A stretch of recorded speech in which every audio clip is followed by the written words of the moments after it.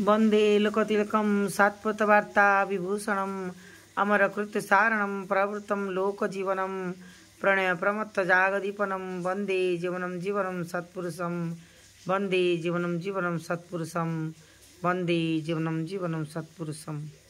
परम प्रेम श्री ठाकुर कर अनुकूल चंद्रंकर जीवनी विषय रे पाठ करा होची।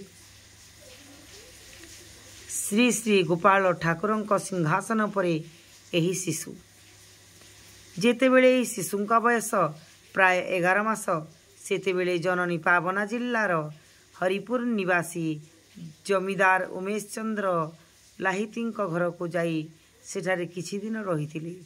रमेश बाबू ए शिशु को अत्यंत भल पाउथिले ओ स्नेह मध्य करुथिले। शिशु मध्य तांक निकटरे रहिबाकू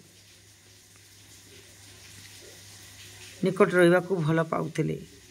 दिने सकाळे से तांको गृहदेवता श्री श्री गोपाल देवंक मंदिरर दरवान मानक हिफाजत रे शिशु को रखी संध्या पूजादी दियंकठारे करिबाकू बसिले।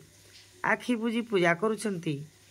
एपरी समय रे कोनोसी भारी जिनिस पड़िबा शब्द रे चमकी पड़ी देखंती जे तांकर आराध्य देवता श्री श्री गोपाल ठाकुरंक पितल मूर्ति तले पड़ी।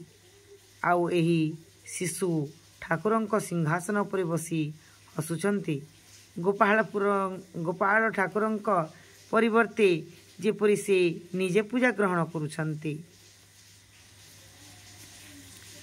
रमेश बाबू दरबान को डाकी पचारिबारे से आश्चर्य होई कहिला जे से अन्यमनस्क बा निद्रित नथिला, किंतु किपरि जे एही अल्प बयसर शिशु सेमानक आखिरे धूली देई मंदिर भितरे पसी दियंकर एते बड़ सिंहासन परे चढ़ी सेठारे बसी पारिले एवं श्री विग्रह को दूर को पकई देले ताहा अत्यंत दुर्बुद्ध।